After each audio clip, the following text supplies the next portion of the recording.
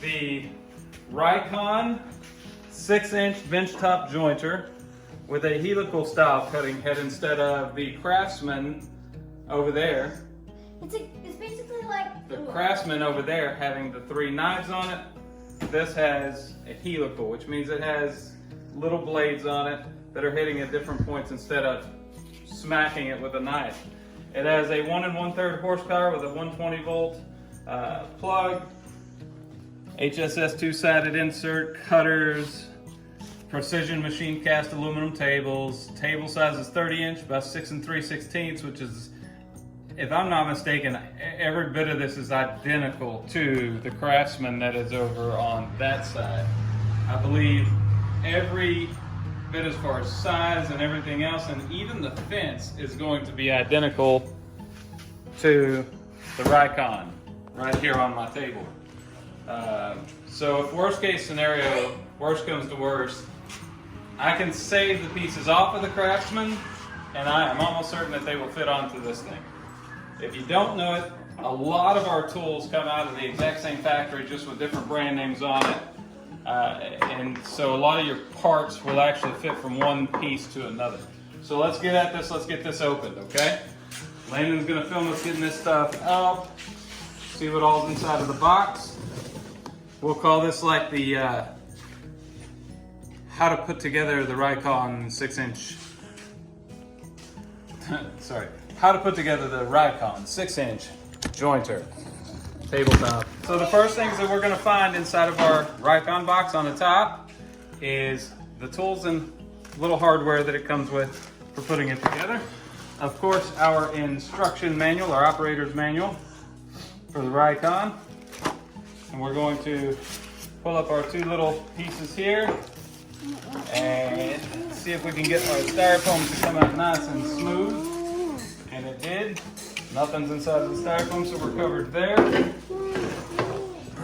And let's see what else we got here. Chloe, what's this? We're gonna have to pull the, whoop, don't grab it. Like it holds cups. We're gonna pull the whole machine out. Here's everything that we have pulled out of the box. Should be the end of the box.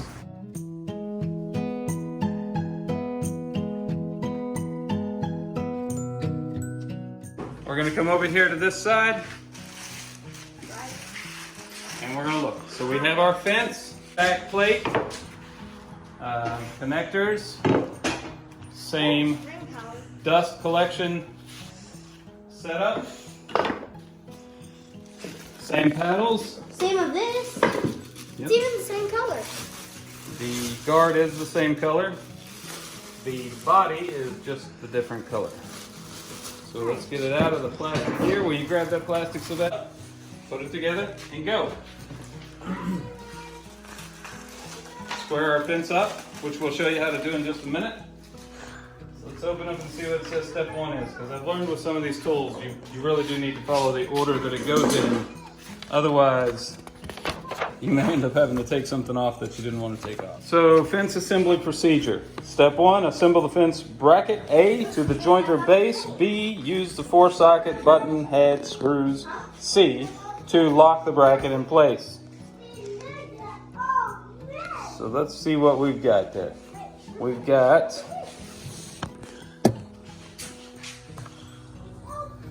this piece, like so, that already has the, let's turn it around here so they can see what we're doing. Yeah. All right. Seems how most of our stuff will be back here anyways.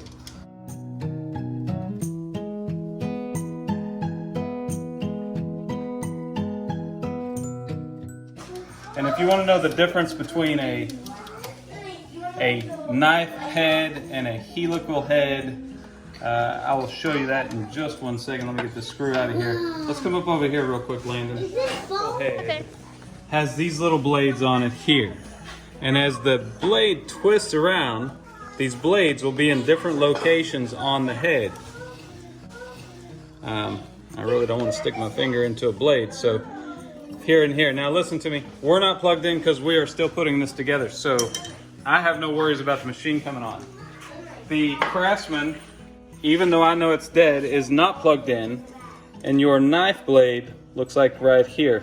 So the whole piece, as you're running it across, is getting hit at one time with that knife blade, versus the helical over here is getting hit very quickly, but it's getting hit in smaller locations, so more likely to not have as much tear out, also to not have as many gouges, which I would put in the tear out category, and it ought to run through the machine smoother.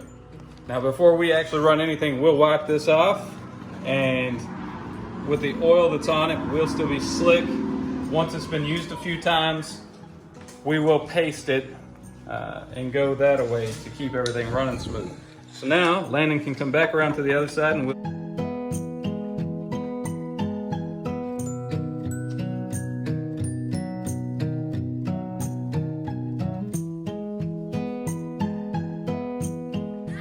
Step 2 says that we are to assemble the fence sliding bracket E to the fence F. The square nut should fit in the groove of the fence.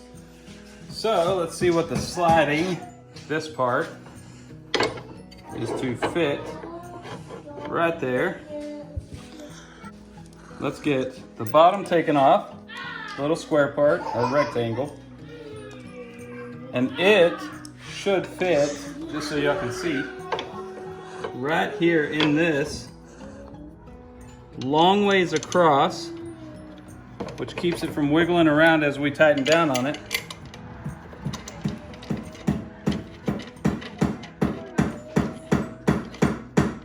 We're not going to go all the way tight because we still got to line up our fence and everything. We just want to make sure that we're sort of in the area. This is for going 90, it's changing your angle on it. So we'll get that momentarily. Number 3 says adjust the fence sliding bracket to the middle of the fence at the center of the fence cutout. Use 2 M16 sockets to put them on. That is these. So we're going to take that off. What? Put it through here. What are you guys playing? Come around to this side so they can see what I'm screwing onto. What are you doing? And put it on. Slide it.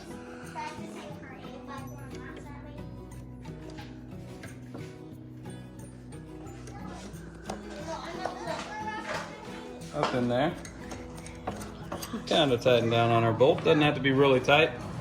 Do the other one. This is so we can slide our fence on and off if we chose to. All right. Now, this section, that's the cutout to go over your head, the cutter head. So we want that to go down.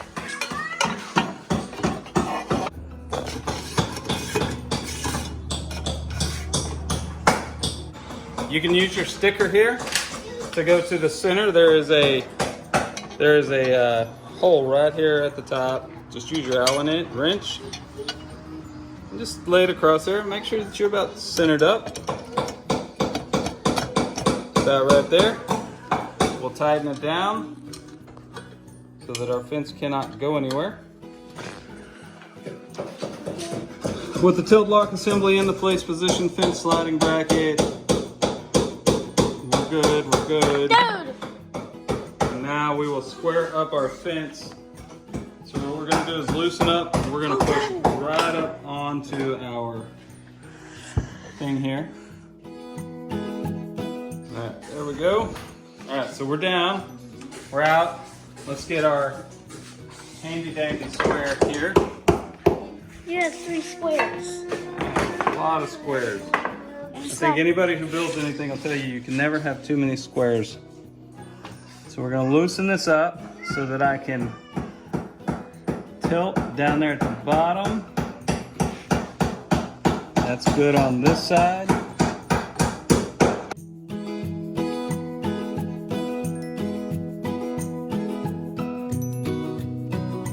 Back over here. On the top are these little set screws. One here, one here. Once you are there, you kind of need to toy with those a little bit and make sure that you're going to stay square when you tighten down, because it can move on you. And as you go down with this, it's gonna pull the top out. So once I'm tightened down, I make sure that I'm tightened in the right spots. And I'm gonna make sure that we are square all the way across, because we were square over here. We were square on this side, but right now, on this side, we are not perfectly square. We're close,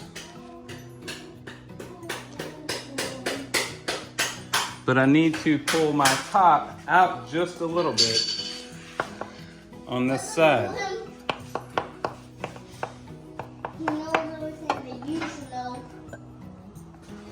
And that ought to do it. All right, so now we are square all the way across. So if you'll come and look down the line here, we're square. It's 4 screws. And put on our dust collection. In which time, we'll be at the point of being able to use the machine.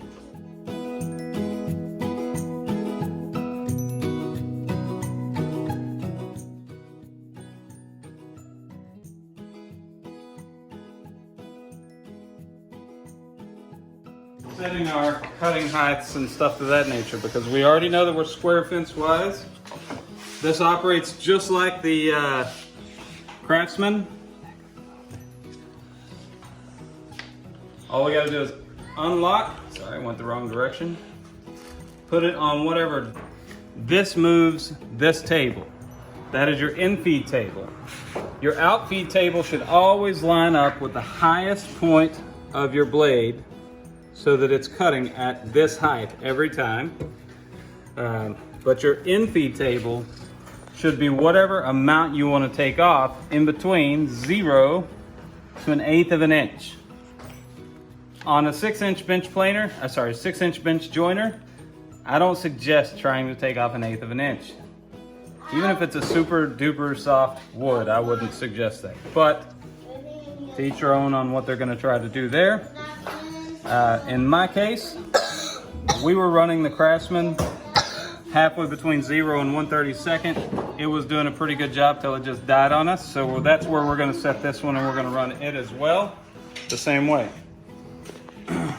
When running any kind of machinery, if it has a guard, keep the guard to protect yourself over where it's supposed to be. Use your paddles for moving the material through safely. If this thing catches someone's hand, even if it's not the blade part that catches you, the metal will tear you to pieces. So keep your hands clear of it. Keep your clothes clear of it. Follow safety instructions. Wear goggles. Put your dust collection on if you have it. If not, do kind of like what I was doing last night and do it outside so that it's blowing stuff out and away from you and not into your face. So we're gonna get set up and we're gonna run a few boards over this and see if we can finish jointing what we had to finish last night so that we can get them planed up, and then we can do our safety glasses are on.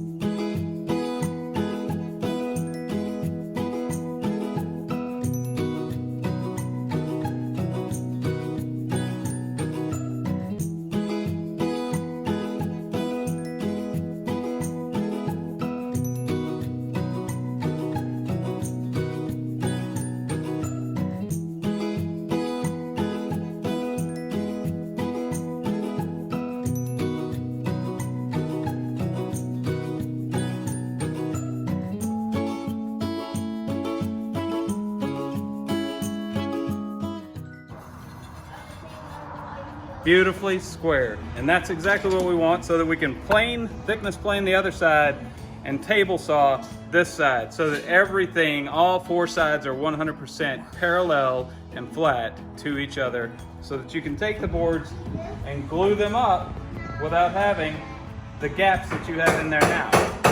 We don't want the gaps, like see that far end down there? That has gaps. We don't want those gaps.